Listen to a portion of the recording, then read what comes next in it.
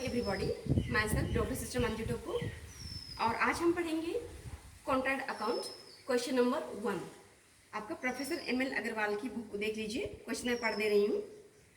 Show how you would deal with the material in the a contract account with the following information. Material purchase ₹20,000, material supplied from the store ₹10,000, materials receive from B contract ₹5,000, materials returned to store ₹1,000, materials costing ₹2,000 were stolen, materials worth ₹100 were destroyed by fire, materials costing ₹1,000 were sold for ₹800, materials in the hand ₹2,000।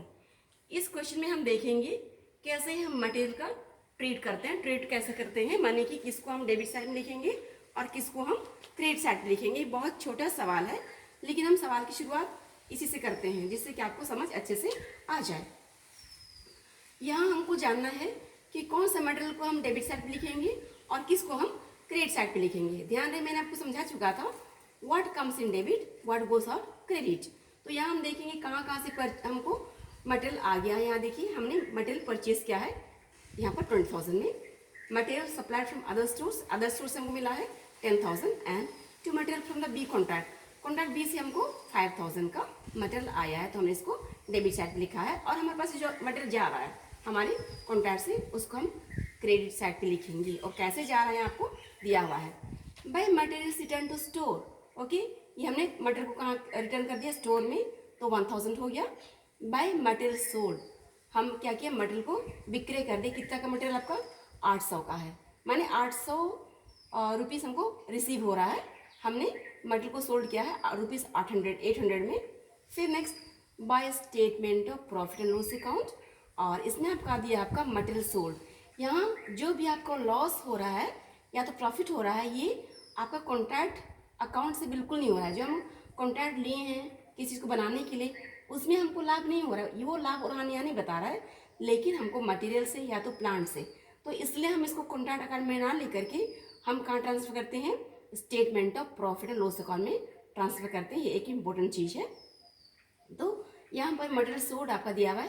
कितना cost था 1,000 material को हमने विक्रय किया है 800 में। तो आपको मालूम है यहाँ का 200 का लॉस हो रहा है इसलिए मैं इस 200 का लॉस को हम यहाँ दिखा रहे हैं। फिर हम देख रहे हैं आपका by again statement of profit and loss account material stolen. जो सामग्री चोरी होगी वो 2,000 का है और मटेरियल डिस्ट्रॉयड बाय फायर अग्नि से जो मटेरियल हमारा डिस्ट्रॉय हुआ नष्ट हुआ है वो 100 रुपीज़। तो 2100 हमारा क्या होगा पूरा लॉस हो गया है। और next by material in the hand ये हमारे पास फिर मटेरियल जो अभी फ़िलहाल हाथ में है वो आपका 2,000। तो हम इसमें क्या सीखिए हम ये सीखिए कि मटेरियल किसको हम डेबिट पे लिखेंगे और किसको हम क्रेडिट साइड पे लिखेंगे। और यहाँ ध्यान रहे यहाँ पर आपका दिया हुआ है if the material costing ₹1,000 were sold for ₹1,200। तो हमको यहाँ पर क्या लिखना पड़ता ये आपका सोल्ड फॉर 1,200 इसको हम यहाँ लिखते। यहाँ अगर जिसे यहाँ पर बताना हो तो हम यहाँ पर लिखते बाय मटेरियल सोल्ड यहाँ पर 1,200 होता और हमको जो लॉस होता यहाँ पर आपका 1,000 का सामग्री को हम विक्रय करें 1,200 में तो हमको 200 का प्रॉफिट हो रहा है लाभ हो रहा है। और ये हम यहाँ लिखते to statement of profit and loss account profit on sale of material यहाँ पर 200 लिखते। तो हम इसको यहाँ समझाने की कोशिश किया। देखिए ये हमारा 1,200 का हमने इसको विक्रय किया जो कि 1,000 रुपीज़ का था उसको और हमको लाभ हो रहा है। तो हम लिखेंगे to statement of profit and loss account profit on sale of material 200। अभी हम देखते हैं क्वेश्चन नंबर 2 उसी बुक से। Show how you would deal with plant in a contract account with the following information. Plant issued to contract on 1st March 2010 costing ₹40,000. Plant costing ₹2,000 was transferred to B contract on 31st August 2010. Plant costing ₹1,000 was stolen and another costing ₹500 were destroyed by fire. Plant costing ₹2,000 was sold for ₹2,200. Plant at the end of the year was valued by charging depreciation at 10% per annum on 31st December 2010। अब हम यहाँ देखते हैं ये जो account बनेगा इसमें इसमें हम सीखेंगे केवल प्लांट के विषय में। हम यहाँ देखेंगे जो प्लांट अकाउंट, यहाँ पर कॉन्ट्रैक्ट अकाउंट बन रहा है, तो प्लांट का जो एंट्री होगा डेबिट साइड में क्या होगा, क्रेडिट साइड में क्या होगा, और हम उसको कैसे हल करेंगे। यहाँ पर दिया आपका 10% डेप्रिसिएशन पर एनम। तो मैं समझाती हूँ आपको इसको हम कैसे हल करेंगे। यहाँ देखिए पहला प्लांट इश्यूड, माने कॉन्ट्रैक्ट में, हमारे कॉन्ट्रैक्ट अकाउंट में जो प्लांट हम यूज़ कर रहे हैं वो आपका 40,000 है, तो हम इसको यहाँ लिखे प्लांट का वैल्यू। उसके बाद में यहाँ देखिए by contract account plant transfer बोल दिया ना, प्लांट ट्रांसफर कितना रुपीज़ का, 2,000 का प्लांट हम क्या करें ट्रांसफर कर रहे हैं। जब भी हम ट्रांसफर करते हैं, और आपका जो आपका यहाँ पर जो डेट भी दिया हुआ है सब कुछ यहाँ पर दिया, हम ट्रांसफर कर रहे हैं 31 अगस्त को, तो देख लीजिए यहाँ पर आपका हो जाएगा 10% पर एनम। जब भी पर एनम बोलेगा तो हम जितना महीना हमारे पास था उसको हम ध्यान में रखते हैं। तो यहाँ हम लोग ट्रांसफर आपका प्लान ट्रांसफर ऑन 31, तो मार्च 1 से लेकर के अगस्त 31 तक 6 महीना हुआ, इसलिए हम क्या करेंगे 2,000 का 10% डिप्रिसिएशन है, और कितना महीना हमारे पास था 6/12, माने 6 मंथ का डिप्रिसिएशन निकाले तो आपका हो जाएगा 100 रुपीज़। ओके, 2,000 का 10% 200, और उसका आपका 6 मंथ्स का इतना हो जाएगा, हमने इसको लेस कर दिया, तो हमारे पास आपका प्लान बचा 1900 का। अब देखिए आगे, by statement of profit and loss plant stolen, हमारे पास में कितना प्लांट स्टोलन हो गया, देखिए बुक में 1000, प्लांट डिस्ट्रॉय बाय फायर 500, उसके बाद आपका दिया है आपका बाय प्लांट सोल्ड, आपका 2200 प्लांट हमने सेल किया होगा था, लेकिन इसका दाम जरूर यहाँ पर दिया होगा। यहाँ पर देखिए, इधर देखिए आपका कॉस्ट था 2000 और हम विक्रय कर रहे हैं 2200 में, तो हमको प्रॉफिट आ रहा है 200, तो प्रॉफिट हम यहाँ लिखेंगे और उसको हम ट्रांसफर किए हैं statement of profit and loss account में। अब आगे देखिए ओके, अब हमको निकालना पड़ेगा plant by plant at site. इसका मतलब क्या है, हमारे पास फिलहाल कितने प्लांट बाकी हैं। आप ध्यान रहे, हमको पता है या कुछ प्लांट में ट्रांसफ़र कर दिया, कुछ क्या हो गया खराब हो गया, डिस्ट्रॉय हो गया और स्टोलन हो गया, तो जितना प्लांट इस तरह से हमारे पास से नष्ट होगा उसको हम हटा देंगे। तो आइए हम समझाते हैं बाय प्लांट एट साइट कैसे निकालते हैं। यहाँ देखिए, हम सबसे पहले प्लांट का निर्गमन कितना किए थे, यहाँ देखिए कितना रुपीज़ का प्लांट था, 40,000 का हमारे पास प्लांट हमने निर्गमित किया था, इतना हमारे पास प्लांट था। और इसमें से क्या हुआ, इसमें से हम माइनस कर देंगे। देखिए आपका plant A plant transfer to B contract, यहाँ पर 2000, उसकी जो एक्चुअल लागत होती है उसको हम यहाँ लिखते हैं। आपका बी आपका हमने ट्रांसफ़र किया है बी कॉन्ट्रैक्ट को 2000 का, प्लांट जो स्टोलन हुआ है मन चोरी हुआ है 1000 का, प्लांट डिस्ट्रॉयड बाय फायर कितना का अग्नि से नष्ट हो गया है 500, और आपका प्लांट सोल्ड, हमने कितना कॉस्ट का प्लांट सेल किया उसको हम लिखते हैं। आपका कितना में उसको नहीं, बट हम उसकी कॉस्ट क्या थी, कितना रुपये का कॉस्ट का प्लांट हमारे पास से चला गया, तो आपका टोटल हो गया 5500 का। दैट मीन्स 5500 का प्लांट हमारे पास नहीं है, तो हम उसको निकाल देते हैं। ये देखिए प्लांट इज 40,000 और इसमें जो डिस्ट्रॉय हुआ खराब हो गया नष्ट हो उसको निकाल दिए, तो कितना बचा हमारे पास में 34,500 का प्लांट हमारे पास शेष है। अब इसमें से हमको क्या निकालना पड़ेगा, 10% डिप्रिसिएशन फॉर 10 मंथ्स। अगर यहाँ पर एनम नहीं बोलता तो हमको 10 मंथ्स का नहीं निकालते, लेकिन यहाँ पर बोल दिया है पर एनम आपका पर प्रति वर्ष, तो हम क्या कर रहे हैं 34,500 का 10% डिप्रिसिएशन होगा और आपका 10/12 हो गया, आपका 10 महीना का इतना हो जाएगा। इसको हम माइनस करेंगे, आपका डिप्रिसिएशन इतना, तो आपका निकल गया 31,628। तो यहाँ पर बैलेंस वगैरह नहीं किए हैं, खाली आपको उसमें समझाए हैं आप प्लांट अकाउंट में किस तरह से इसको हल करोगे। आई होप आपको समझ में आ गया होगा, आप एक बार खुद से ट्राई कर लीजिएगा। आइए हम आपको आगे सिखाते हैं वैल्यू ऑफ वर्क सर्टिफाइड करना अपन कैसे करते हैं। ये बहुत इंपॉर्टेंट चीज़ है, इसको हम हिंदी में बोलते हैं प्रमाणित कार्य की राशि। कई बार क्वेश्चन आपको दिया जाएगा और कई बार क्वेश्चन आपको नहीं दिया जाएगा, तो इसको आपको गणना करने की आवश्यकता पड़ती है। तो हम कैसे गणना करते हैं, हमारे पास में आपका 2 शर्त है।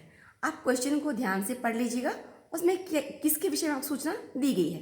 पहला क्या दिया जाएगा, जब ठेकेदाता द्वारा दी गई रकम की सूचना दी गई हो और वह रकम प्रमाणित कार्य का अमुक प्रतिशत है, तो ऐसी परिस्थिति में हम प्रमाणित कार्य की राशि की गणना इस प्रकार करेंगे। देखिए, प्रमाणित कार्य का मूल्य इक्वल टू ठेकेदाता से प्राप्त राशि अपॉन प्राप्त राशि का वह प्रतिशत जो प्रमाणित कार्य पर आधारित हो इंटू 100, या value of work certified equal to amount received from contractee upon the percentage of the amount received which is based on the value of work certified into 100। बहुत सिंपल है। आप यहाँ ये देखिए, एक उदाहरण में समझा रही हूँ। आपका ठेकेदाता से वर्ष के अंत में 2,56,000 रुपीज़ प्राप्त हुए, जो कि प्रमाणित कार्य का 80% था। इस दशा में हम वैल्यू ऑफ वर्क सर्टिफाइड कैसे ज्ञात करेंगे? आप ध्यान रहे, यहाँ हमको फॉर्मूला दिया हुआ है अमाउंट ऑफ वर्क सर्टिफाइड कॉन्ट्रैक्टी।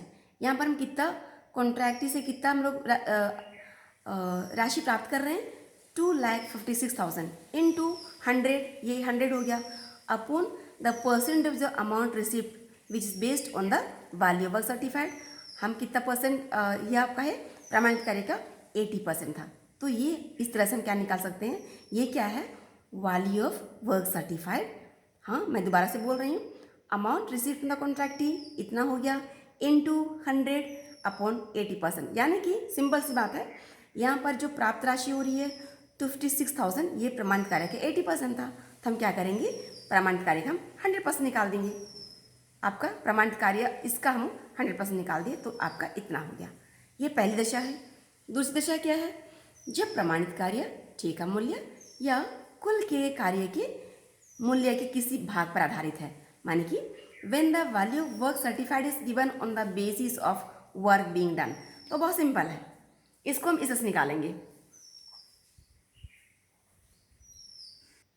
यहाँ देखिए, मैं एग्जाम्पल बता रही हूँ। ठेका मूल्य 1,00,000 रुपये का है और प्रमाणित कार्य ठेका मूल्य का 3/4 भाग है। Contract price is 1,00,000, value of work certified is 3/4 of contract price. बहुत सिंपल है। तो यहाँ 1,00,000 का ये कॉन्ट्रैक्ट प्राइस है, उसका 3/4 क्या है, वैल्यू वर्क सर्टिफाइड है। तो हम इस तरह से निकालते हैं। तो हम इस तरह से निकालेंगे, दो तरह से हम वैल्यू वर्क सर्टिफाइड की गणना कर सकते हैं। अब मैं आपको समझाती हूँ बहुत इंपॉर्टेंट चीज़, जिसको कि आपको याद करना पड़ेगा कि हम जब कॉन्ट्रैक्ट अकाउंट बनाते हैं तो हमको 3 चीज़ बहुत इंपॉर्टेंट है, उसके बिना हम कॉन्ट्रैक्ट खाता बिल्कुल भी नहीं बना सकते। बहुत ईजी है, केवल आपको ध्यान देने की ज़रूरत है। यहाँ पर देखिए, अपूर्ण ठेकों पर लाभ को लाभ हानि खातों में हम कैसे ट्रांसफ़र करते हैं। Method of transferring profit on incomplete contract to profit and loss account. यानी कि क्या कहता है, अपूर्ण ठेकों पर सर्वप्रथम माने गए लाभ यानी कि नॉमिनल प्रॉफिट की गणना की जाती है। और इस गणना हम कैसे करेंगे, आपका माने गए लाभ की गणना के लिए ठेका खाते में समस्त लागतों को डेबिट कर दिया जाता है। तत्पश्चात क्रेडिट पक्ष की समस्त मदों को लिखने के बाद, अर्थात क्रियामान कार्यों की मदों को सम्मिलित करते हुए अंतर निकाला जाता है। क्वेश्चन सब बहुत क्लियर हो जाएगा, लेकिन अब फिलहाल आप इतना समझिए। पहली शर्त क्या है, यदि प्रमाणित कार्य का मूल्य ठेका मूल्य के 1/4 से कम है तो कुल लाभ का निर्धारण नहीं किया जाएगा। ध्यान रहे, यहाँ पर हम कैलकुलेट करेंगे, प्रमाणित कार्य का मूल्य कैलकुलेट करेंगे और ठेका मूल्य से तुलना करेंगे कि ठेका मूल्य की 1/4 से कम है तो लाभ का निर्धारण बिल्कुल नहीं किया जाएगा। तो और जो अमाउंट है उसको हम कहाँ ट्रांसफ़र करेंगे, हम उसको ट्रांसफ़र करेंगे वर्क इन प्रोग्रेस अकाउंट में। और दूसरी शर्त है, यदि प्रमाणित कार्य का मूल्य ठेका मूल्य के 1/4 हो या इससे अधिक हो परंतु 1/2 भाग से कम है, तो हम जितना जो हमारे पास नॉमिनल प्रॉफिट रहता है तो कमाई लाभ का 1/3 हम लाभ हानि खाते में ले जाते हैं, प्रॉफिट लॉस अकाउंट में ले जाते हैं और शेष भाग को हम वर्क इन प्रोग्रेस में लिखते हैं। अब जब एक सवाल हल करूँ समझ में आ जाएगा, लेकिन हम फिर भी आपको एक बार हम बता रहे हैं। If the value of work certified is either 1/4 और more but then less than half of contract price, then how do we calculate profit? Profit is equal to CR balance of incomplete contract into 1/3 into cash received upon value of work certified। ये दूसरी शर्त है। तीसरी शर्त क्या है, यदि प्रमाणित कार्य का मूल्य ठेका मूल्य के 1/2 हो या इससे अधिक हो तो हम कुल कमाए गए लाभ का 2/3 हम क्या करते हैं, रोकड़ प्राप्ति के आधार पर लाभ हानि खाते में ले जाएंगे। तो इसका फॉर्मूला इस तरह से होता है, profit equal to CR balance of contract account into 2/3, पूर्व वाला में 1/3 था, अभी 2/3 into cash received upon value of work certified.